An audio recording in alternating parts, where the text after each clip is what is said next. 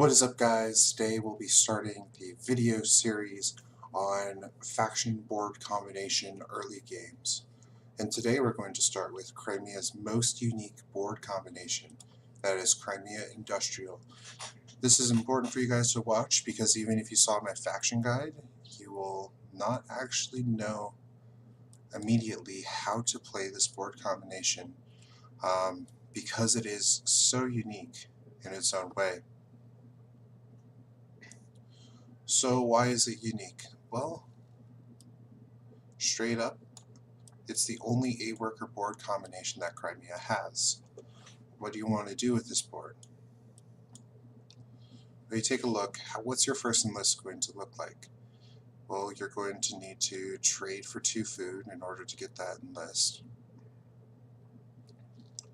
So what we're going to do is we're going to start with the produce action.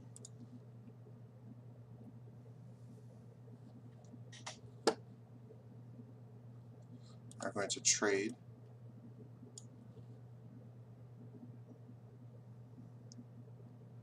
for 2 food.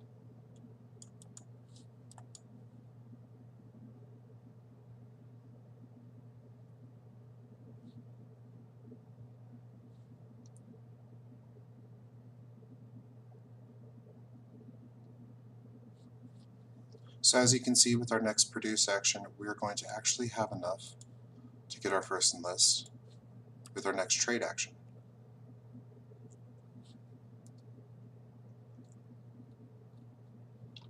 So now we can trade, and since we don't need food to be able to enlist, we're actually going to get 2 steel. This 2 steel is going to let us deploy a mech, and we're going to enlist.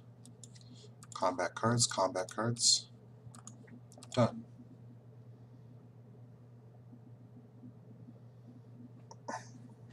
So you ask me, why is this an 8-board combination?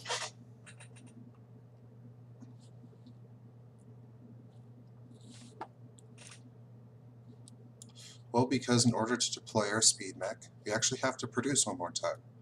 It isn't a terrible idea to actually produce and get your 8 workers here. We get our speed mech here. Done. So now we're at 8 workers, which means we did get a star.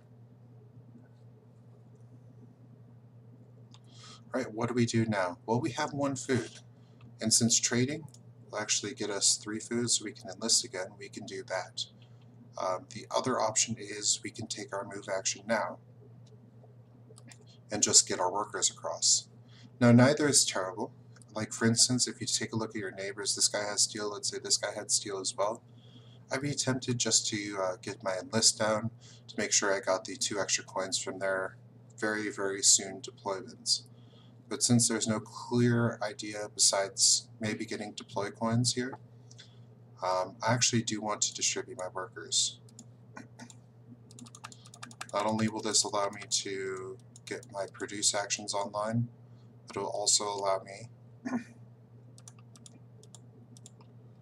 to pick up this encounter, which is pretty huge. So whenever you pick up an encounter, you always want to take a look at what the bottom of your move action is. As you can see, we have a build action for 3 wood. While it is tempting to take 2 popularity to enlist, and most other factions would do so, the fact that it's $2 for 4 wood means that we're actually paying $2 to build, and that's something that we typically don't get access to until later on. In addition, getting our first building here will allow us to potentially even get 4 buildings, because we don't really want to spam this move action all that often, but taking 3 move actions after we get our wood online is actually fairly reasonable for spreading our workers later. So if the resources that an encounter will provide you allow you to take the bottom row action, consider it a higher priority. We are going to be deploying mechs at a very quick rate, so we actually really don't need to get our mine online. It's a completely unnecessary building. This armory is pretty tempting, as we are going to be enlisting 3 more times, so this translates to 3 combat power. How many times are we going to take this upgrade action? Well, down the line we actually are, but that's pretty far down the line. This is going to be providing us with way more immediate bonuses.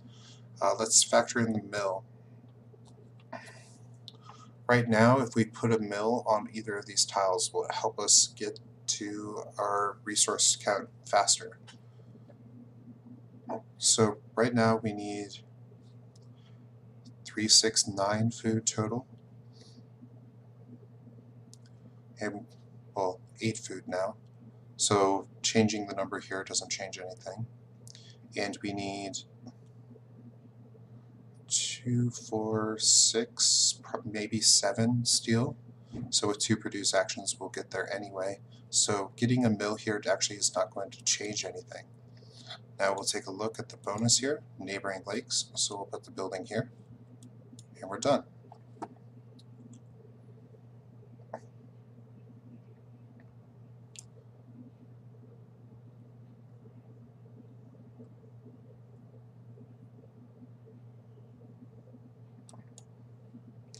Now, we're pretty light on resources. We do want to take a produce action. Oh, my bad, sorry. Running through this a little bit too quickly. We can deploy our Riverwalk mech where our other mech isn't.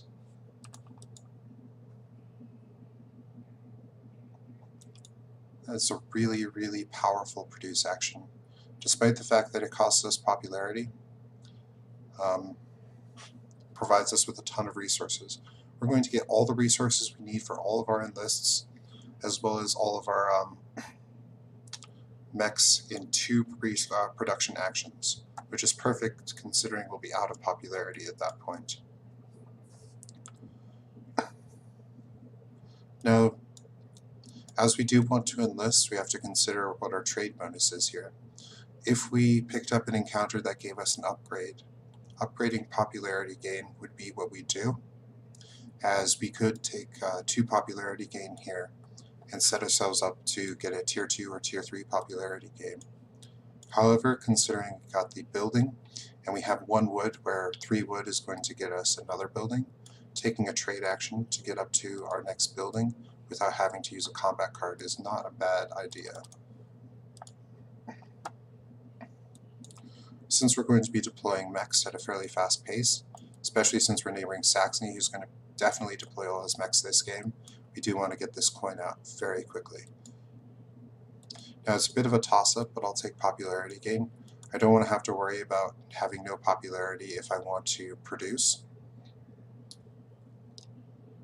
That is a bit down the line and it probably won't be a problem, but there's no real reason to need combat power at this point either. So I'll produce again and deploy.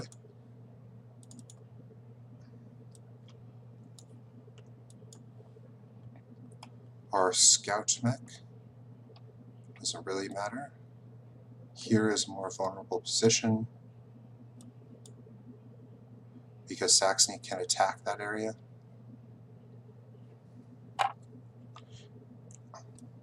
You might say to yourself that we're getting more combat cards than we can expect. You can definitely change your game around if you don't get as many combat cards. Potentially trade for oil, or if you pick up oil on an encounter, you can basically upgrade.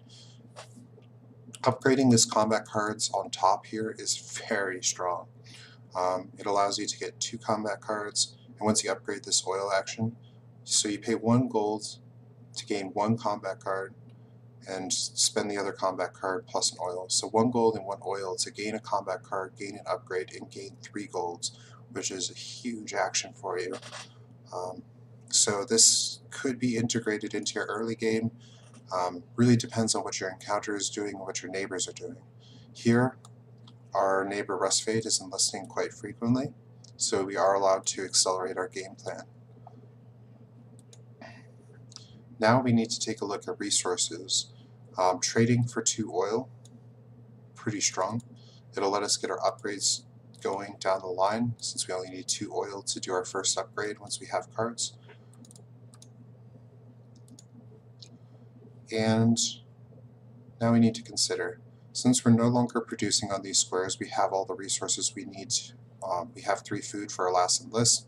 We have 4 steel for our last mech. We're going to actually get building popularity because we're about to move, and we did get the wood.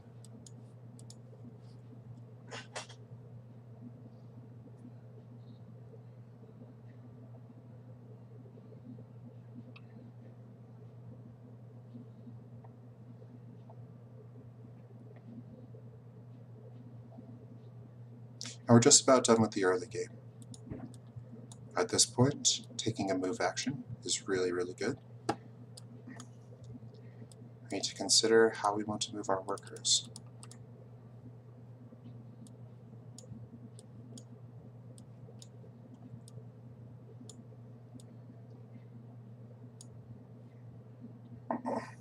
Now you do have a bit of a choice. You can, in this situation, move your character to the encounter, but that's actually not as big a priority as making sure that you get your workers onto a viable square. Since this square can't be attacked immediately by Saxony, it's very difficult to attack in general. We're actually going to leave the food there, so it can't be picked up by an attack by Saxony. In fact, since we do have a Saxony player in the game, we can consider taking this oil square just so we don't get kicked off of our current square. However, it's not a big deal. I actually don't think we need to be too worried about that attack. They get -4 popularity for attacking this square, and that's going to hurt them a lot if they try to do that. Now he builds. Now what do we want? Well, we're about at that stage where I was talking about where we're going to start upgrading more frequently. So building a monument here will set us up for the mid-game. Alright, we're going to stop the video here, but take a look at what we have.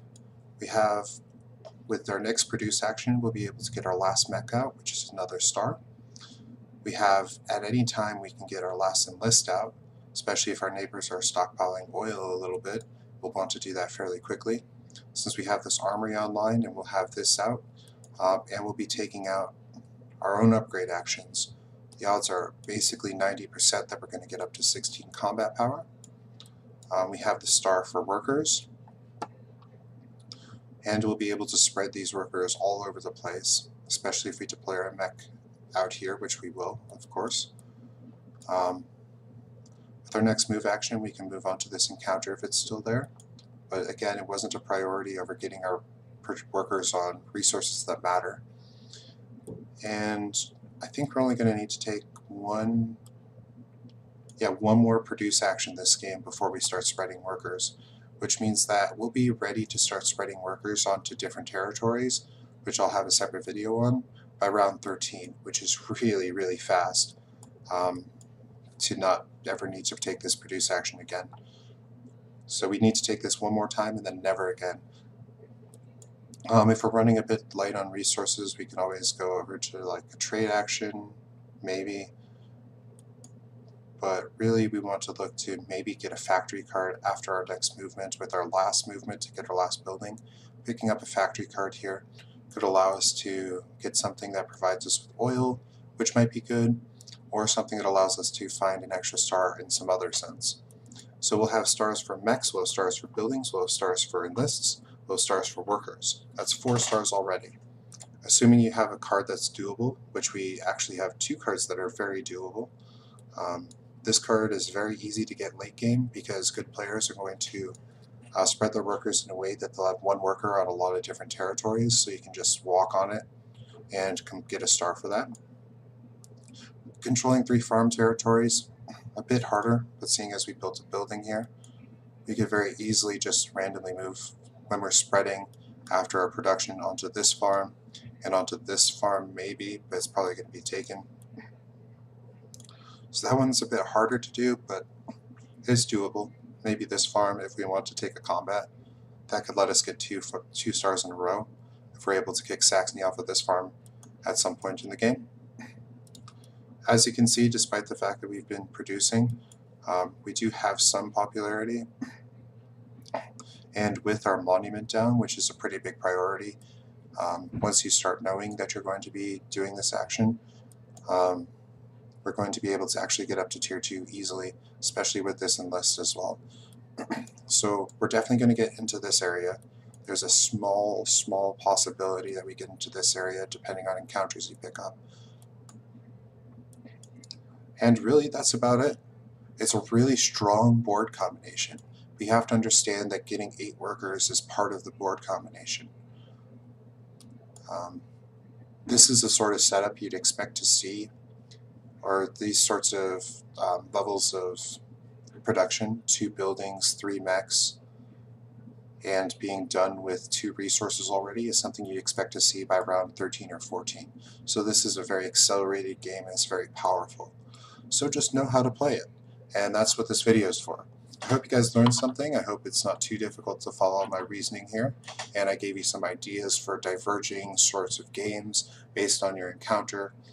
And you're going to have a really strong game if you follow some of these steps, follow the general guides, and get Crimea Industrial in your later games. As you can see, it is very unique. No Crimea game gets 8 workers except for Crimea Industrial. Have a nice day.